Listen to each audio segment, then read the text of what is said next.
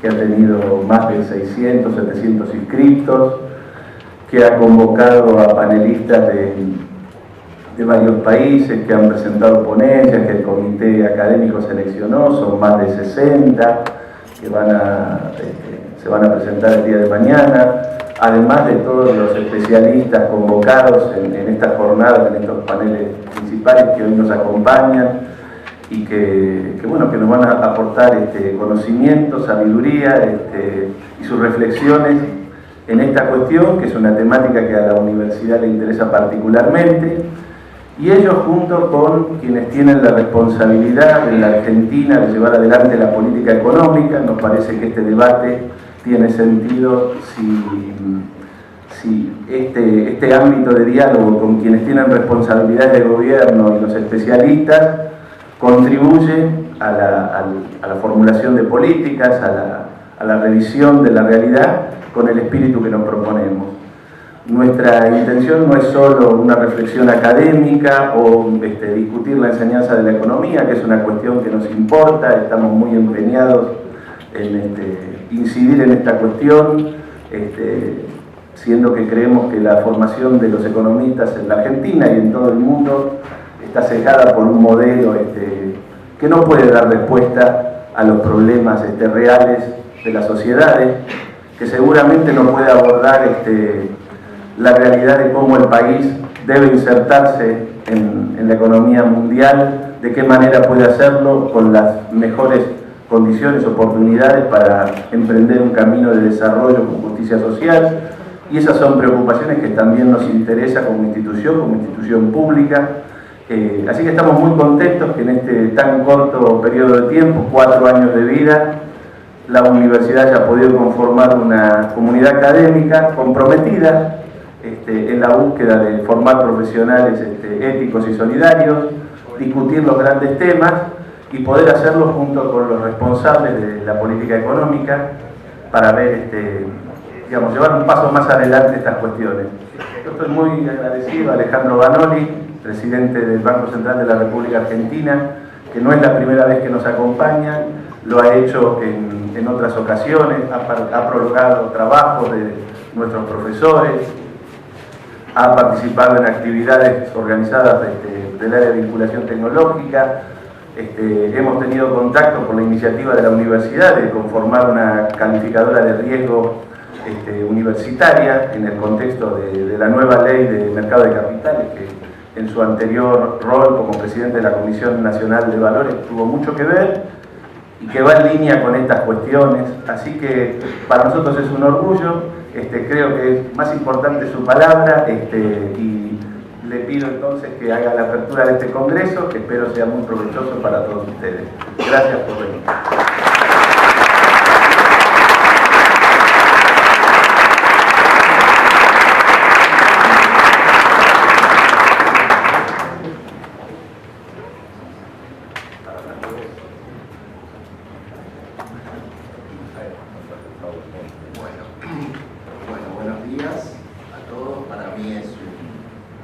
Gran privilegio estar acá abriendo con el rector Andrade Congreso de Economía Política Internacional. Cuando conversábamos brevemente antes de venir acá a abrir el seminario, hablábamos de la importancia que tiene realmente que se haya consolidado esta universidad acá en Moreno, como tantas otras universidades en el conurbano que marcan una política de Estado, de cambio estructural, realmente que haya un lugar que se vaya formando con excelencia, que aquí en esta universidad no solamente se está planteando un espacio verdadero de inclusión y formación, sino que se lo hace desde un alto nivel académico, una cosa que va a permitir que muchos argentinos que no tenían la posibilidad de tener educación secundaria, porque para hacerlo tenían que desplazarse hasta Buenos Aires o hasta otros grandes centros urbanos, realmente es algo estratégico, algo importante y que está dando sus frutos y que va a posibilitar que realmente se consoliden. Acá Hugo hablaba de desarrollo con inclusión y con equidad social. Esta es, yo creo, la mejor prueba, ¿no? Yo voy a dar muchos datos de la macroeconomía, pero creo que si tuviera que destacar un hecho concreto tiene que ver con esto, ¿no? Cómo se ha, a lo largo de estos años, promovido no solamente mayores recursos para la educación en todos sus niveles, la ciencia y tecnología, sino que se lo hizo desde el lugar de conciliar estas dos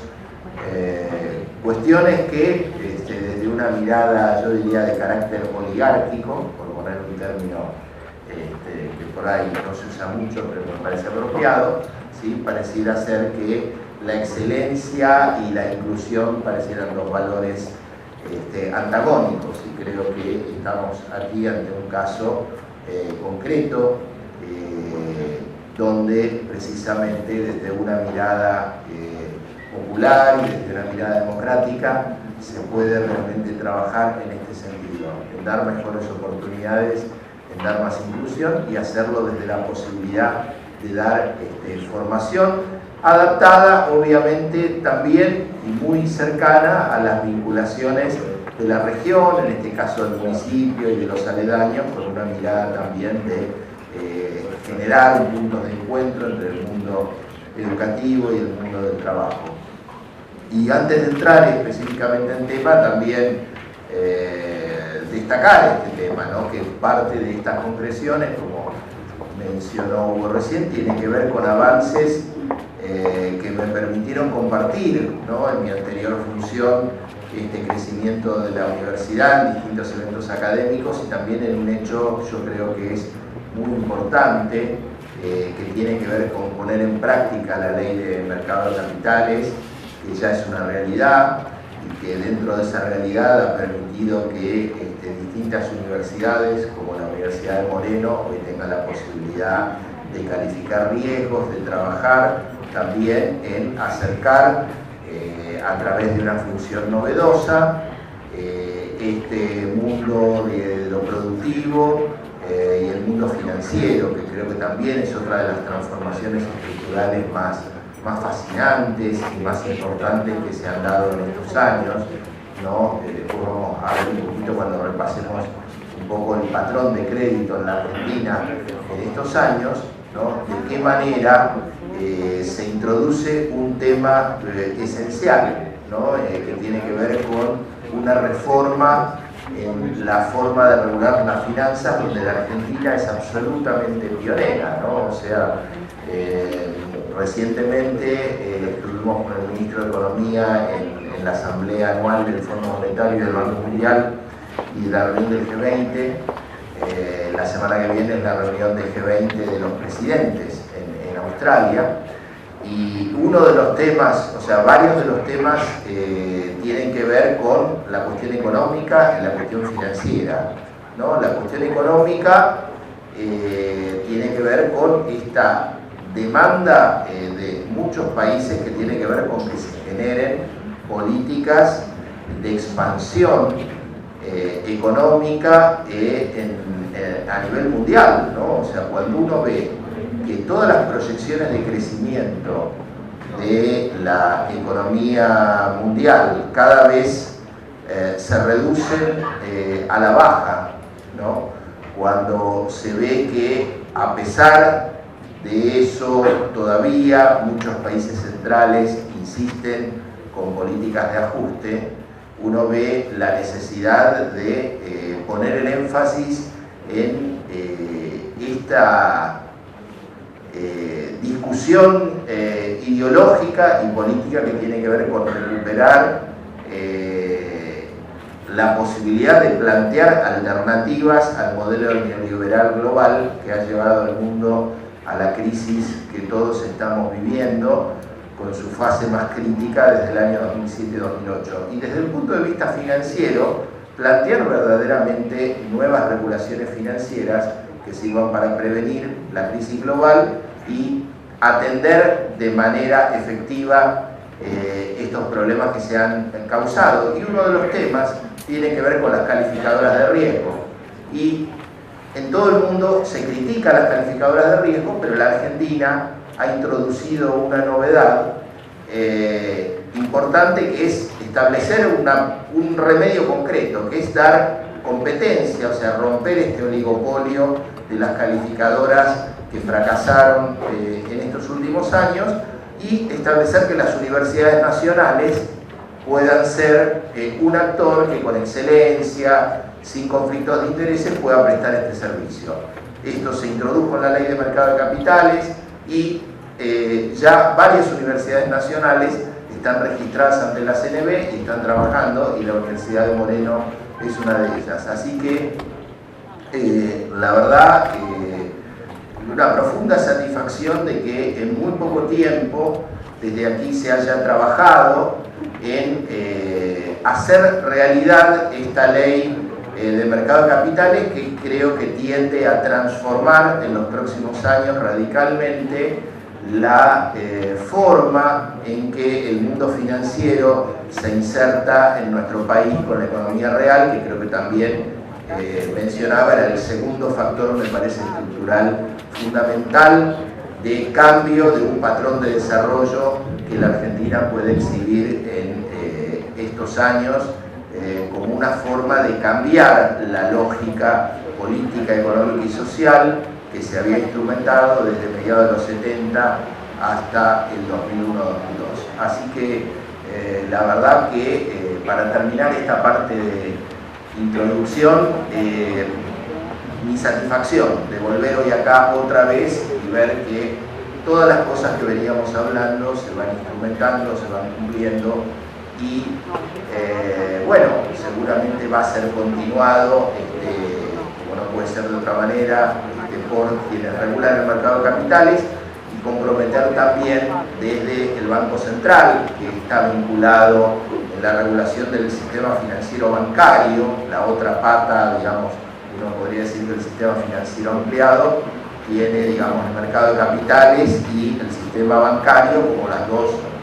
vertientes fundamentales, ¿sí?, de profundizar esa línea, ¿no?, en el marco de todas las iniciativas que el Gobierno Nacional ha llevado a cabo precisamente para cambiar esa lógica, entendiendo que la discusión que se haga sobre el funcionamiento del sistema financiero es absolutamente esencial para cambiar verdaderamente y de manera sustentable un modelo económico y político y social de país que impida volver, ¿sí?, al neoliberalismo, que fue la fuente de las crisis financieras, del ajuste, del subdesarrollo y de la inequidad en nuestro país. Bueno, dicho esto, voy a referirme un poco a cómo estamos viendo la situación económica y financiera a lo largo de estos años, con particular foco en los últimos tiempos y algunas perspectivas, y hacer un muy preliminar balance de lo que fueron estas escasas 4 semanas que me ha tocado vivir en mi nueva función como presidente del Banco Central, y aventurar, digamos,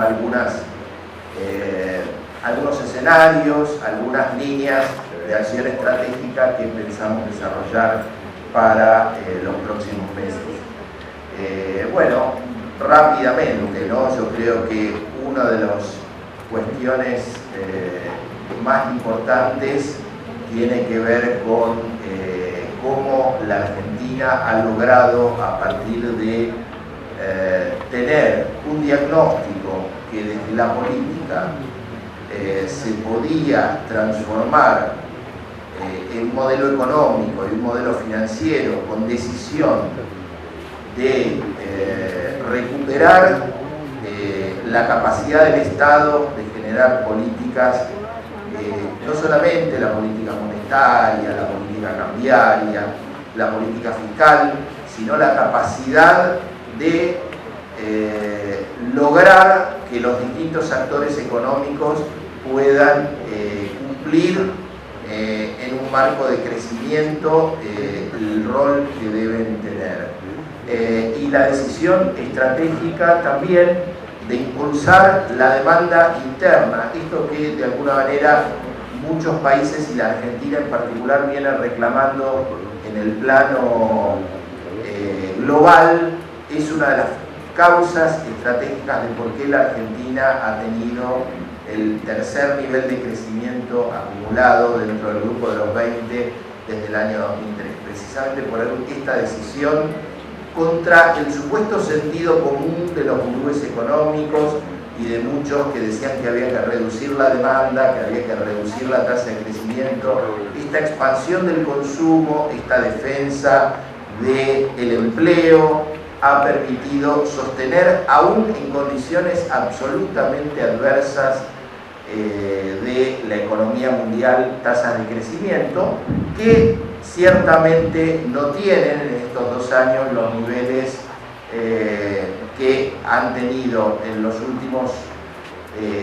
años, y esto tiene que ver con un conjunto de factores que se han producido en estos últimos meses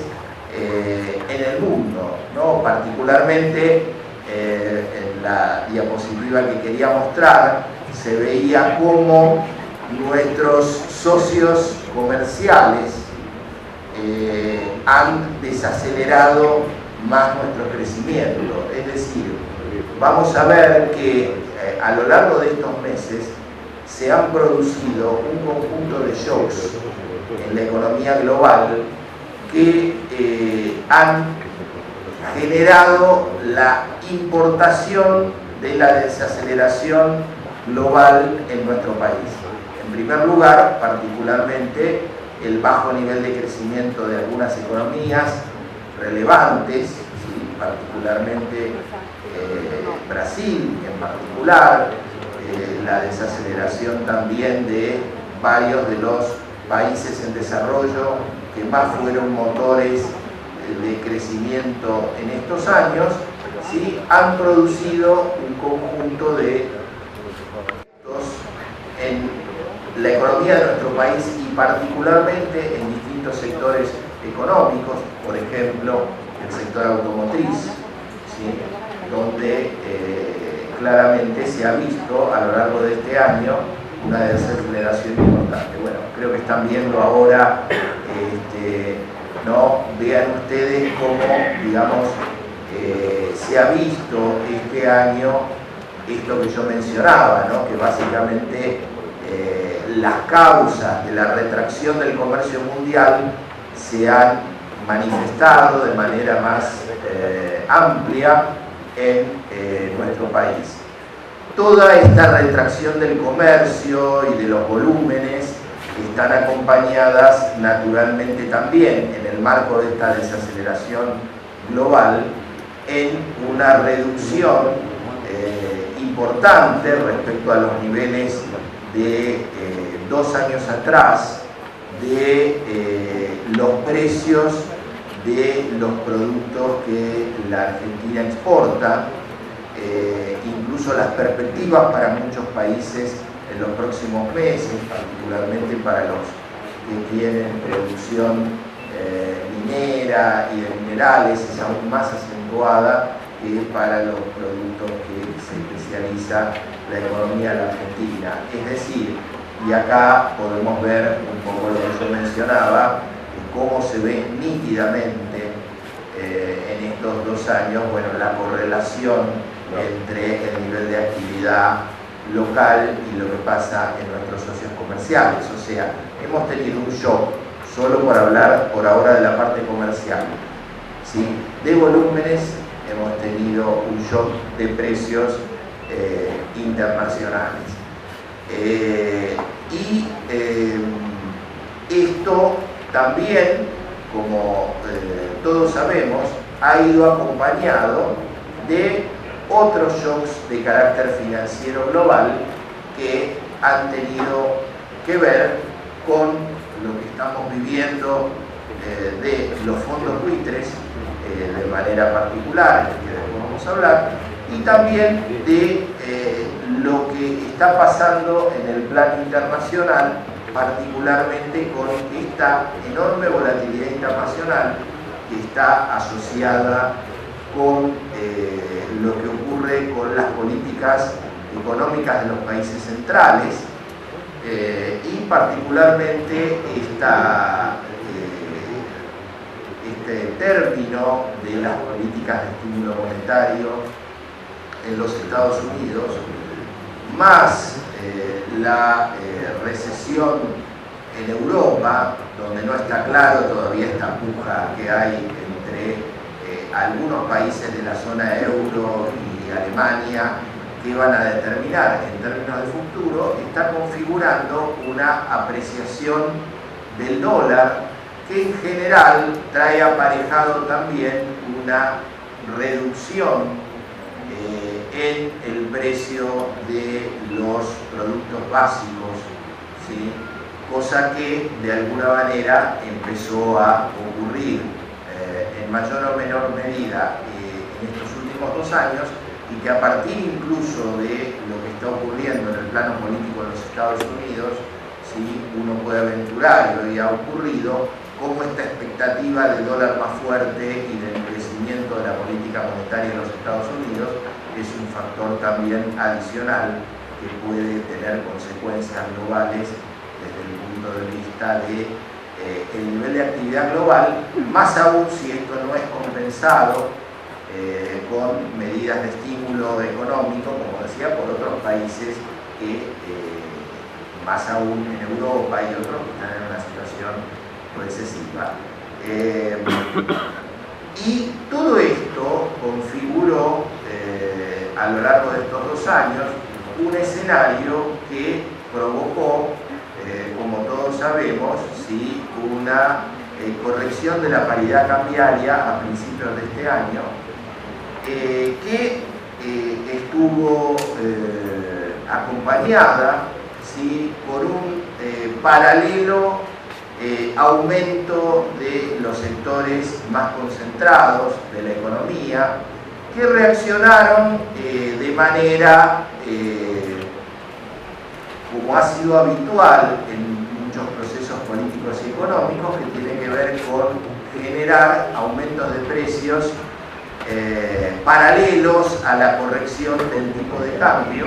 independientemente del impacto efectivo que en sus costos tuviera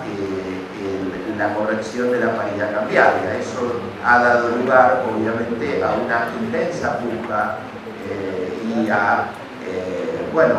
el intento del Estado a través de distintos instrumentos, que seguramente se profundizarán a lo largo de estos 2 días en términos de precios cuidados, de duras negociaciones con los formadores de precios para que retrotraigan estos valores, de también generar mecanismos que permitan al Estado Nacional poder sancionar estas prácticas históricas de carácter oligopólico o monopólico que se producen cuando hay volatilidad financiera y correcciones cambiarias. Lo cierto es que, a pesar de que estas conductas de precios han tenido impacto, todavía existe, si uno mida el tipo de cambio real de la Argentina en relación a los distintos socios comerciales, ¿sí? Margen para consolidar una mejora en el tipo de cambio real multilateral, más allá de que uno de los temas que mencioné es que gran parte de este margen, digamos, fue capturado rentísticamente por estos sectores, ¿sí? Si uno midiera también el tipo de cambio multilateral, no solamente tomando los precios del índice de precios nuevo, con la nueva metodología, sino también sobre la base de deflactarlo por los salarios, aún así todavía tendríamos digamos, una mejora en el tipo de cambio real, que es el relevante, no solamente a lo largo de este periodo de este año, sino también durante estos 11 años de política económica que han permitido, digamos, tomando la serie larga una recuperación del salario real como desde hace prácticamente 50 o 60 años no se producía. Luego, claro está, de esa conducta y esa reacción de los sectores económicos a la devaluación del mes de enero, uno puede ver cómo rápidamente se produjo una reducción del nivel de precios que se ha estabilizado aún, digamos, en un contexto como el que estamos viviendo post-Griesa, desde el mes de mayo, ¿sí?, en niveles claramente inferiores a lo del verano. Y bueno, el contexto financiero global es claramente central, como vimos. Desde esa perspectiva, uno de los temas fundamentales donde uno puede ver que se está debatiendo y discutiendo, yo diría, dos visiones del país y dos visiones de ver el mundo, es en el plano de la deuda. Uno de las también variables fundamentales que ha permitido recuperar la gobernabilidad y poder recuperar el comando de la política económica desde la Argentina es el desendeudamiento, ¿no? Uno puede ver cómo el nivel de endeudamiento se ha reducido prácticamente al 40%, y si uno le saca todo lo que es el refinanciamiento entre las distintas agencias del Estado Nacional, uno puede ver una deuda que es prácticamente de las menores que tienen los países con alguna relevancia en el concierto mundial, ¿sí? O sea, la deuda que hay con el sector privado prácticamente está en el orden del 10%, y la deuda externa, si uno en lugar de la deuda pública tomara la deuda externa, también está en niveles inferiores al 15%. Estos son niveles que no se ven en la Argentina desde la dictadura, y de alguna manera han permitido esto, ¿no? Como poder lograr la capacidad de tener independencia en las decisiones de política económica, más allá de, digamos, la lógica del mercado financiero, la lógica que históricamente el endeudamiento, ya sea con organismos oficiales, como los multilaterales, como el FMI, pero también las emisiones en el mercado privado, ya exigían una serie de políticas, como recordamos ocurrió no solamente en los años 70 en la dictadura, sino también en la década del 90, que implicaban tomar medidas económicas que implicaran dar confianza, entre comillas, a los mercados financieros, dar seriedad, también entre comillas, y señales al mundo de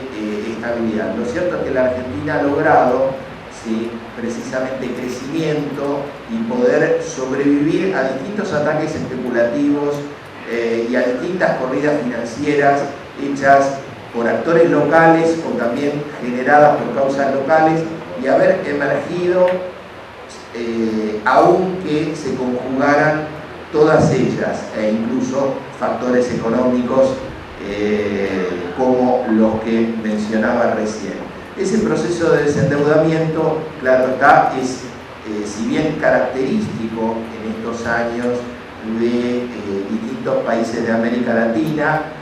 particularmente acentuado en nuestro país, y de alguna manera esto permite, como decía, haber salido de esta dependencia financiera. Y todo esto también se ha podido conjugar, ¿sí?, con un aumento del crédito en nuestro país que, como ustedes saben, en la convertibilidad básicamente estaba denominado en moneda extranjera,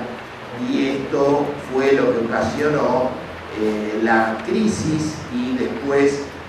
todos los costos que se fueron dando en el año 2002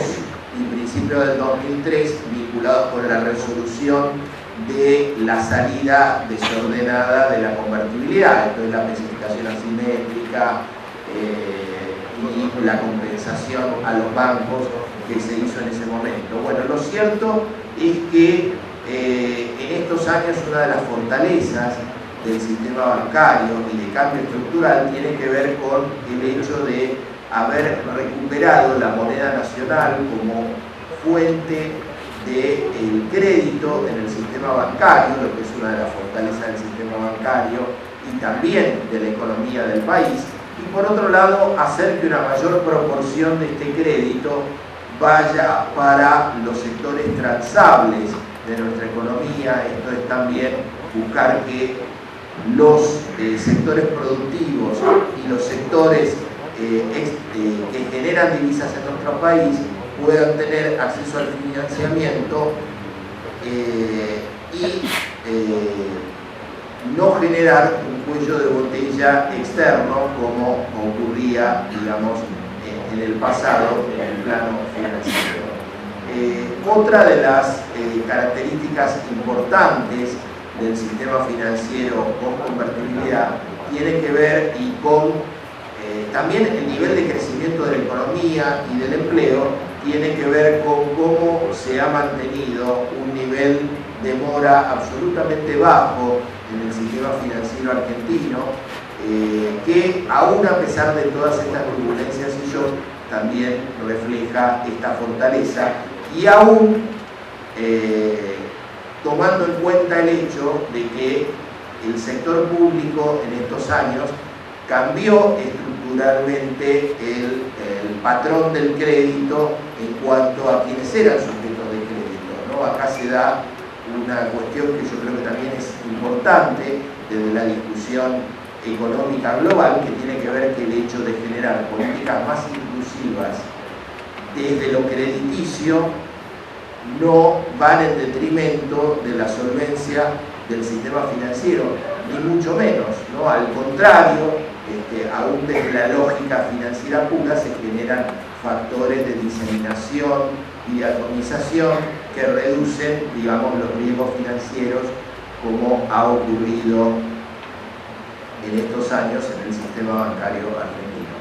Vamos a entrar un poco en la coyuntura actual, ¿no? Una de las cuestiones que se dieron a lo largo de estos 2 o 3 meses han tenido que ver con el clima que se generó. En primer lugar, referimos lo que la conducta de los sectores post la corrección cambiaria del mes de enero, y otra segunda ola interesante para analizar las prácticas de desestabilización, o sea, primero por el lado, yo diría, de los precios, tuvo que ver con el sector financiero post 20 de julio. Claramente me estoy refiriendo a las decisiones judiciales que se han tomado en los Estados Unidos y que su última decisión tuvo lugar en el mes de junio de este año, que dio lugar a la sentencia en favor de los fondos buitres. Una sentencia que, como todos sabemos, es absolutamente ilegal, que no se funda en ningún principio general e internacional del derecho, que viola la igualdad de trato y que generó que la Argentina decidiera pagar, ¿no? A el 93% de sus acreedores para cumplir todos sus contratos, y ante esa situación, ¿sí?, que la Argentina trató de respetar y apegarse a la legalidad, lo cierto es que el juez bloqueó los pagos, ¿no? O sea, desde ciertos sectores del establishment se trató de instalar la idea de que la Argentina estaba en default.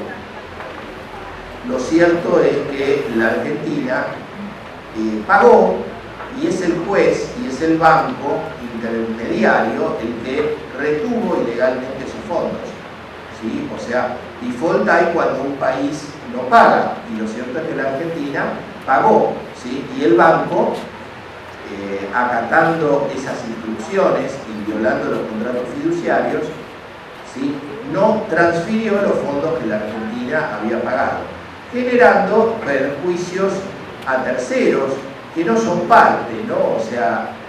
para alguno de los que esté acá, si es abogado, hay uno de los principios jurídicos esenciales, que es que una decisión judicial no puede afectar a terceros, o sea, un conflicto entre dos partes, si no se puede afectar a un tercero. Bueno, esta medida claramente afecta al 93% y es por eso que muchos de los inversores están demandando a Griesa, a los bancos, y están haciendo juicios en Europa precisamente para paliar también una sentencia que también viola el carácter de territorialidad, es decir, un juez distrital en los Estados Unidos no puede arrogarse facultades extraterritoriales en Europa y en otros lugares del mundo, como está ocurriendo. Bueno, lo cierto es que cuando esto ocurrió, hubo una decisión muy clara de seguir trabajando para poder darle respuesta al 93% de los acreedores y poder cumplir con todas las obligaciones comerciales y financieras que nuestro país tiene. Lo cierto es que ante esta situación, ya llegando al 30 de julio, como ustedes saben, después de la decisión de junio, el primer vencimiento de deuda ocurrido después de esta decisión en los Estados Unidos fue el 30 de junio, pero contractualmente había 30 días antes de que pudiera haber cualquier tipo de reclamo, y llegamos al 30 de julio de este año. Y el 30 de junio, desde la perspectiva de muchos de los sectores del establishment y del mundo, es que se generaba un colapso total de la economía argentina, el derrumbe y el default, obviamente. Bueno, y lo cierto, y ahora vamos a ver, es que nada de eso pasó, ¿sí? O sea, después del 30 de julio vino un 31 de julio, y vino agosto, y vino septiembre, y vino octubre, y la Argentina, con las dificultades propias de este contexto global y de esta situación que se provocó, siguió adelante trabajando en su agenda, en la producción, en el comercio, en el trabajo, y tomando todas las decisiones. Y lo cierto es que esto entonces claramente no estaba en línea con lo que esperaban algunos de los sectores, que esperaban, básicamente como esperaron durante 11 años, que la Argentina cambiara su política o se rindiera a los sectores financieros internacionales. Entonces, ¿qué ocurrió a partir de que se intentó empezar a hacer una corrida financiera? Obviamente desde algunos sectores mediáticos, desde algunos sectores financieros, ¿sí? De alguna manera se configuró una especie de enjambre de buitres internos al servicio de los buitres externos que buscaban cobrar y tener una ganancia, y la voy a decir, de más del 1.600% respecto a sus títulos de origen. Bueno, lo cierto es que la Argentina decidió en ese marco buscar instrumentos para pagarlo realmente, dictó la ley de pago soberano, estableció que al 100% de los acreedores le iba a pagar y tomó determinadas medidas financieras. Pero lo cierto es que quisieron en este marco establecer nuevamente una corrida contra el peso a partir de instalar miedo en la gente de que se venía nuevamente una crisis, y esto claramente tiene como un sentido. En primer lugar, desde esta perspectiva era maximizar la posición de los buitres externos e internos, ¿sí? Generar un cambio de política, y por otro lado generar las condiciones para fortalecer las chances de quienes el año que viene quisieran instalar un modelo distinto. Algunos abiertamente hablan de un modelo distinto,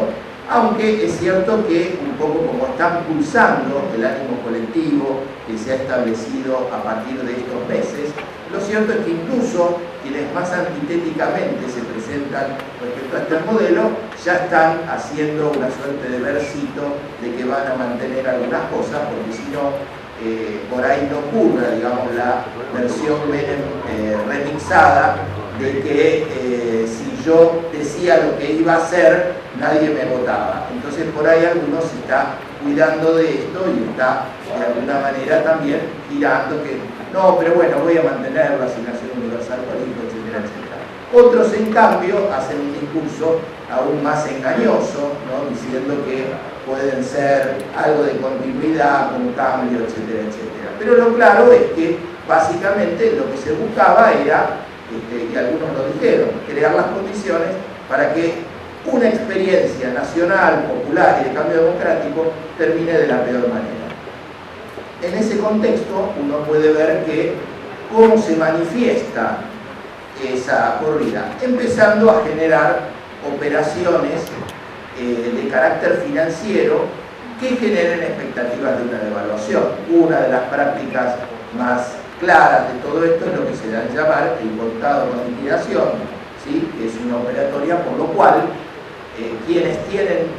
pesos pueden de alguna manera entregarlos en Buenos Aires y hacerse de dólares en el sistema financiero local o a través de operaciones de cable en cuentas del exterior. Es una operación legal, pero que muchos sectores económicos y financieros empezaron a distorsionarla a partir de distintas maniobras que los argentinos conocemos de larga data, ¿no? Como son usar estos canales para ingresar dinero a la Argentina subfacturando exportaciones o sobrefacturando importaciones, ¿sí? Entre otras cosas. ¿Para qué? Para que ingrese la menor cantidad de dólares en el mercado único libre de cambios o para generar un proceso de salida de capitales por fuera de lo que son las decisiones financieras. Y llevaron los niveles del contado con liquidación, que estaba entre 10 y 11 pesos por dólar en el mes de julio, lo llegaron a aproximadamente más de 15 pesos por dólar, sin ningún otro justificativo económico que todo este contexto y toda esta maniobra que fueron armando a lo largo de estos meses. Cuando yo llego al Banco Central hace apenas un mes, las expectativas que se venían eran absolutamente descontroladas, obviamente venía la barbarie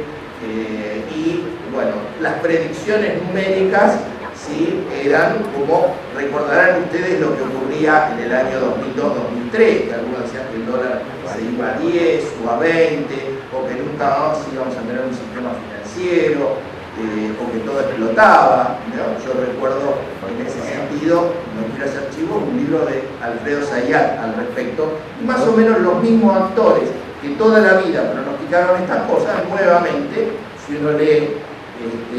digamos, en los diarios o las publicaciones de agosto y septiembre, iban a ver todas las catástrofes. Bueno, lo cierto es que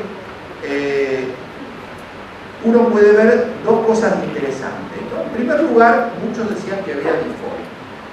pero si uno mira cuál era el nivel de precios de los bonos o el riesgo país en la Argentina, ese que instalaron de alguna manera en el 2000-2001, cuando pasaban la sensación térmica, uno veía que el riesgo país ni se imputó a Griesa, a las calificadoras de riesgo que decían que la Argentina estaba en default selectivo. O sea, aún el propio mercado, desde la lógica de la solvencia, no reaccionó a todo esto. Pero sí existió una corriente, digamos, de dolarización. Porque evidentemente cuando se le mete miedo a los argentinos, la reacción atávica de cualquiera es ir por las dudas, sin hacer ninguna cuenta, nada, es ir por la duda, trato de dolarizarme de la manera que pueda. Esto es una lucha cultural que va a llevar años, que como todos sabemos hubo un intento a partir de medidas que se tomaron en 2 años, de ir cambiando esa lógica en un contexto dificilísimo y que seguramente va a llevar tiempo. Yo creo que una de las claves estructurales para poder consolidar, digamos, una política económica independiente es poder recuperar a la moneda local como un instrumento de ahorro. Eso es algo que todavía, después de todas las experiencias que hemos vivido desde el Rodrigazo en adelante, es algo muy complejo. Bueno, en ese contexto tratamos de trabajar junto al Ministerio de Economía y al Gobierno Nacional en distintas medidas que traten de paliar esta corrida que nos quisieron hacer. Primero, claramente es una lucha ideológica y cultural, que es clarificar las cosas y decir las cosas como son y quiénes son. ¿Sí? O sea, claramente desde estos sectores instalan la expectativa de devaluación porque esto genera alzas, digamos, en el mercado de futuros, limita la capacidad de bajar la tasa de interés, conspira contra el crecimiento económico. O sea, el objetivo buscado es meter miedo para generar una crisis y generar una mayor desaceleración de la economía. Eso es absolutamente claro. Y después trabajar, digamos, sobre 3 vectores que son, me parece, fundamentales. Primero, una cosa clave es tratar de generar mejores alternativas y más rentables en moneda nacional. Era una cosa fundamental. Y dar mayor seguridad, ¿sí? En segundo lugar, también tratar de ir cortando todos los canales de elusión de las normas cambiarias. Y en tercer lugar, generar una supervisión efectiva sobre las normas de carácter financiero. ¿Sí? Voy a la primera. Una cosa, nuevamente, si ustedes escuchan o decían lo que dicen los bancos o el establishment, que decían que había que subir la tasa de interés. Ahora, una cosa muy interesante es que, como ocurre muchas veces, decían, bueno, haz lo que yo digo, pero no lo que yo hago. ¿Qué hicieron los bancos los meses previos a octubre? Le bajaron la tasa de interés a la gente. Entonces, esto quiere decir básicamente que lo que buscaban era, digo, desde la lógica económica pura, ampliar el margen de rentabilidad del spread. Desde el punto de vista político, uno puede decir, ¿cómo puede ser? Entonces, de alguna manera están desalentando el ahorro en moneda local y de alguna manera pareciera ser que están queriendo llevar a la gente, ¿sí?, a un nivel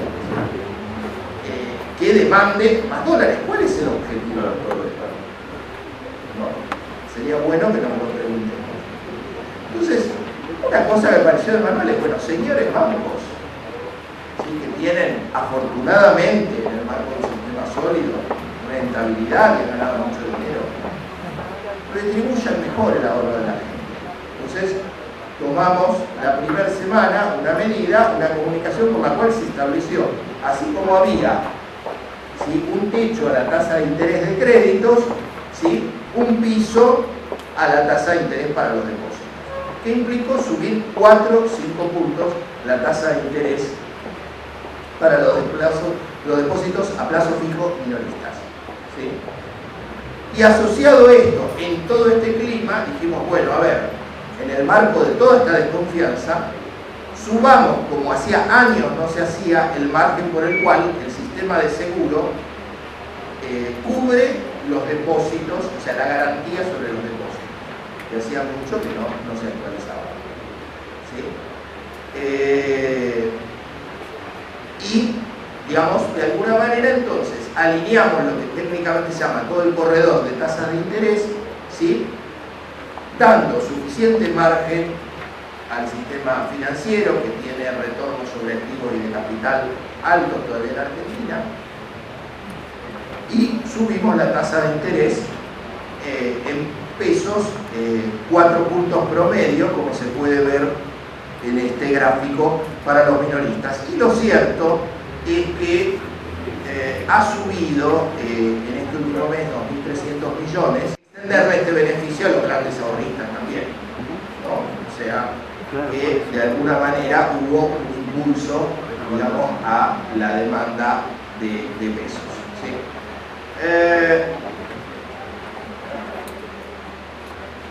Me adelanto a decir, y después lo vamos a ver, que una de las cosas importantes que ha pasado a partir de que claramente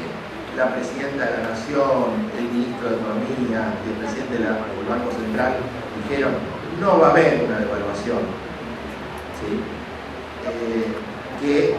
los operadores entendieron, digamos, de que realmente si imaginaban que como producto de torcer el brazo iba a haber una decisión de devaluar, esto no se iba a producir. Y una cosa muy importante también desde la lógica financiera pura, ¿sí? Es, como sabemos, los argentinos miden los que hacen alguna cuentita, porque muchos compran dólares en cualquier contexto, independientemente de que se gane plata, se pierde plata, etcétera, etcétera. Es muy importante ver, para el que lo quiera ver, yo no traje la diapositiva, pero ayer en el diario La Nación pueden ver, ha mostrado cuáles son las mejores alternativas de inversión del año 2014, o sea, un año completo, si es que lo hay, y si lo tiramos para atrás mucho más. Bueno, las alternativas de dólar en sus distintas medidas están muy por debajo de otros instrumentos del mercado de capitales, como acciones, fondos de inversión y todo eso. Y una cosa que ha pasado en este último mes es que la expectativa de devaluación medida como tasa implícita en el mercado de futuros empezó a caer. Y por primera vez en muchos meses, la tasa de interés minorista, ¿sí?, supera la tasa de expectativa de devaluación. Esto es clave, ¿por qué? Porque de alguna manera en la Argentina los que hacen alguna cuentita miran este juego perverso entre la tasa y el dólar.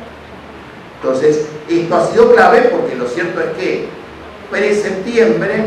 ¿sí?, las tasas en el mercado de futuros auguraban una devaluación del 30 al 40% y los bancos pagaban menos de 20% por los plazos fijos.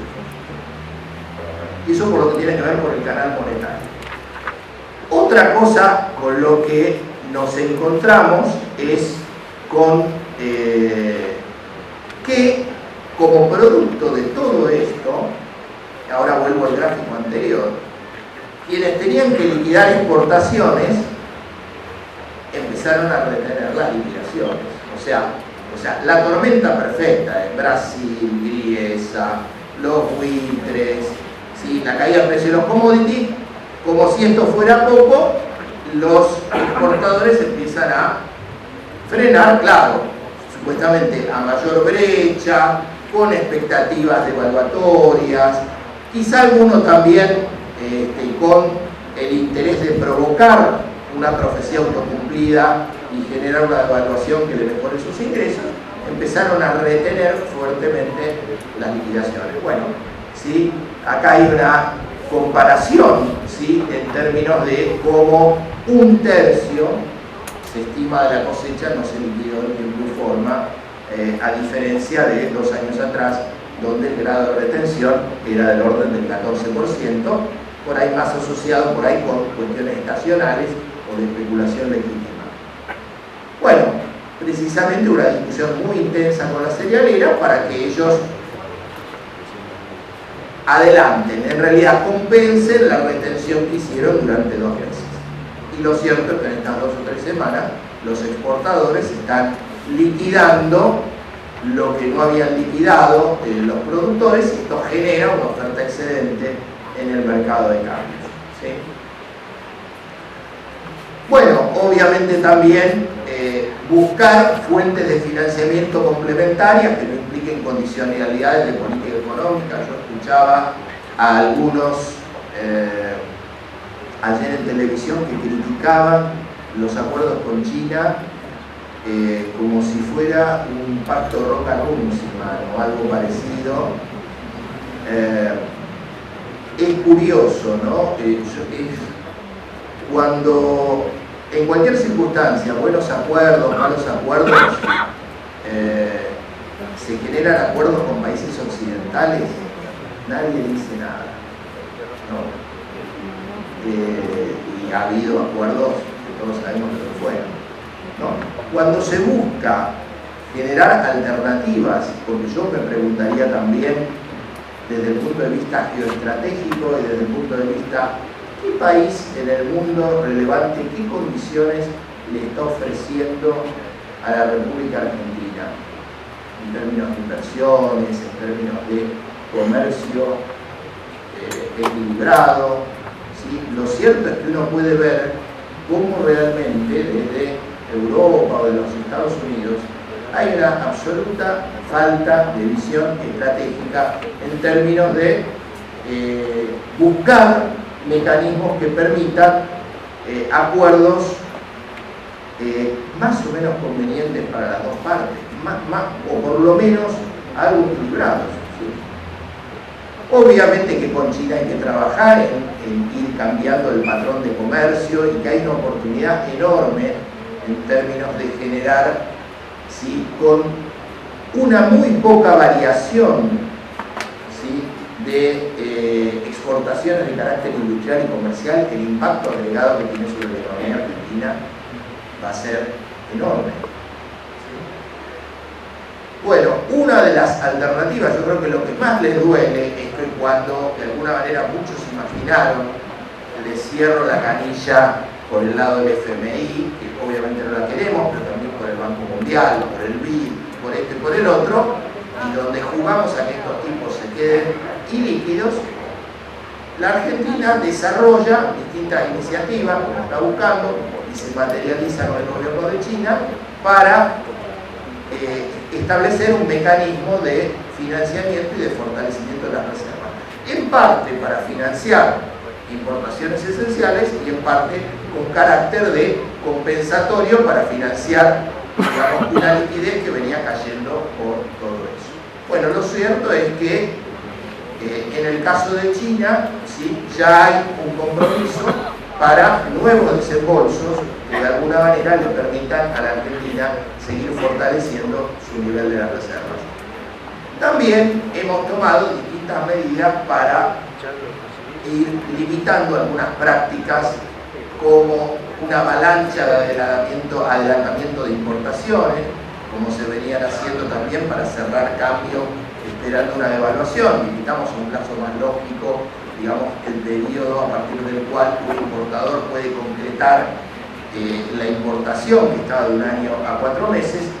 y también fuimos limitando, digamos, a lo largo de este mes, algunas prácticas. Por ejemplo, algunos empezaron a hacer una suerte de contado por liquidación con el uso de propiedades, agarraban a algún extranjero, ¿sí?, le vendían supuestamente una propiedad y esto de alguna manera habilitaba, digamos, un giro también de divisas al exterior. O sea, hay muchas de estas cositas o cuestiones técnicas que, digamos, burlando el espíritu de la norma, generaban, digamos, un drenaje de divisas. Bueno, un poco acá se puede ver en la barrita roja-amarilla, ¿sí?, un poco lo que yo les decía. Vieron cómo la barra cae desde el mes de julio, está por debajo de la línea de otros colores, y cómo ahora está, si se puede ver, en este último tramito por encima, está recuperando. Esto asegura una oferta en el mercado de cambios que de alguna manera reduzca el desequilibrio entre la oferta y la demanda externa que se había producido por todas las razones en este tiempo. Bueno, todos pueden ver, obviamente hay un intento de quitarle todo valor a este resultado que ha tenido el Estado Nacional de impedir esta situación a través de que son controles policiales y todas estas cosas que están diciendo. Claramente, y lo voy a referir, lo único que hace el Banco Central, la PROCELAC, la UIF, la FIP, la CNB, etc., es controlar que las normas se cumplan, cosa que en la Argentina no estamos acostumbrados, porque como yo decía, o sea, la práctica, ¿cómo era la práctica? ¿Cómo era la práctica hasta acá?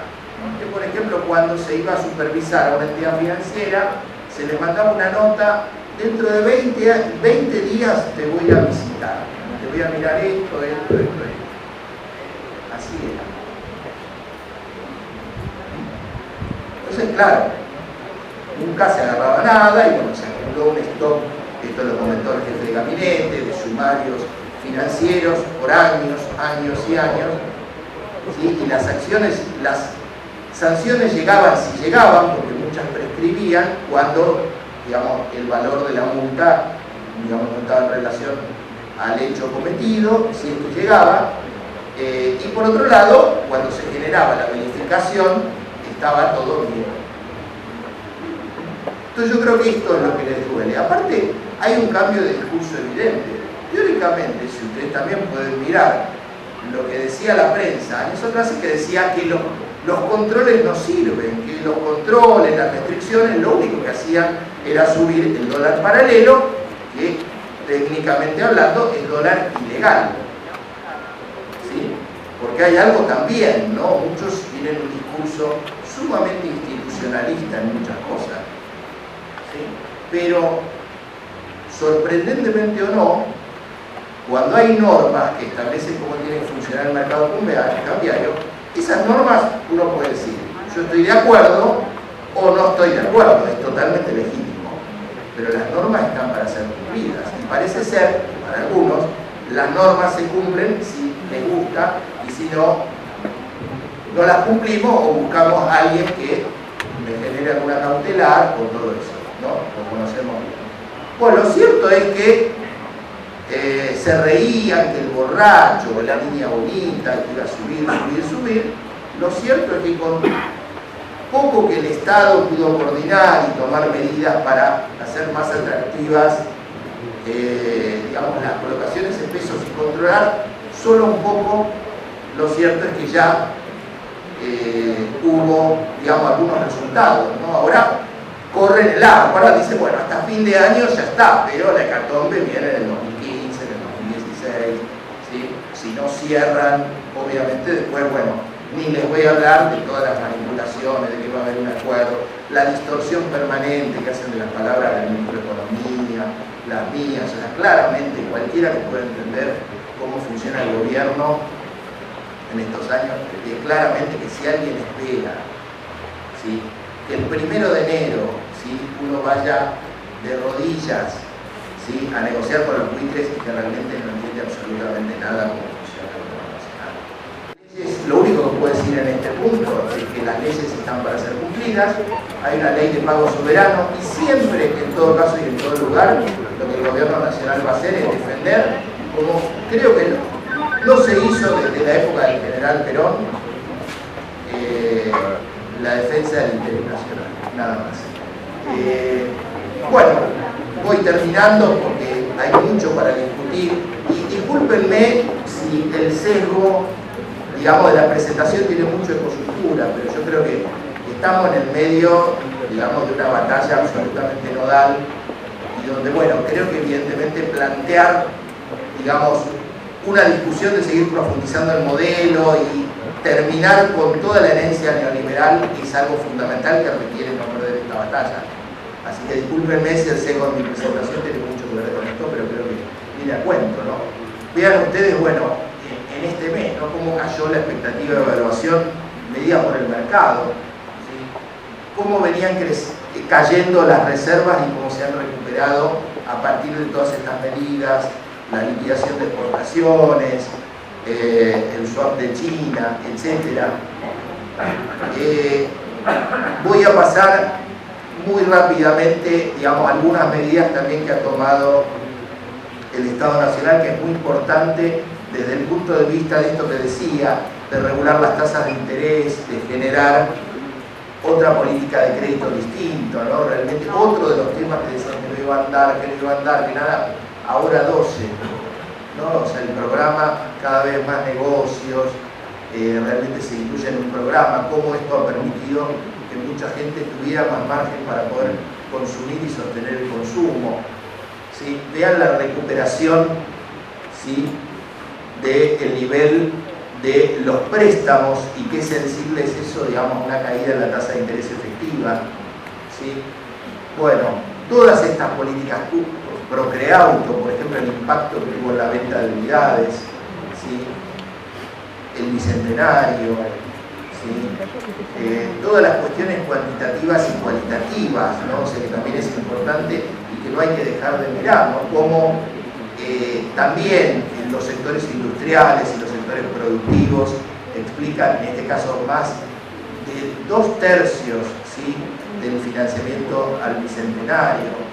La línea de crédito productiva también, que le da más de 1/3, quebrando todo el patrón estructural de crédito más ligado al agro y a los servicios, y particularmente el impacto que tiene en las pymes y en las mini pymes, que a partir de esta decisión del Estado de garantizar cupos y de generar regulaciones para que los bancos, las compañías de seguro, etcétera, le presten a los que históricamente no tuvieron crédito en la Argentina. Así que bueno, les dejo entonces esta visión respecto a la coyuntura y termino dando un pantallazo muy somero que seguramente habrá alguna oportunidad futura para profundizarlo y verlo en perspectiva, ¿sí? Porque muchas veces esto es lo interesante y lo lindo, ¿no? Como a veces uno venía y decía, bueno, vamos a tratar de tomar medidas que estimulen el crédito, que sean más atractivos los pesos. Bueno, cuando uno puede venir y mostrar, bueno, esto se hizo, ¿no? Entonces yo realmente aspiro a venir acá en un tiempo y decir, bueno, todo lo que fuimos haciendo el año que viene en estos temas tantas veces enunciados y que empezó a concretarse en estos años, el tema de seguir orientando el crédito como la nueva carta orgánica del Banco Central, cómo hemos avanzado en estos años en la reforma de la carta orgánica del Banco Central, en la nueva ley de mercado de capitales, ¿sí?, en generar la discusión para generar las condiciones para cambiar la ley de entidades financieras en algún momento, y particularmente trabajar en 3 ejes finales que yo creo que es muy importante respecto a la lógica del funcionamiento del sistema financiero, no tan macroeconómica. Uno, el compromiso de trabajar e impulsar todo lo que es la información al público,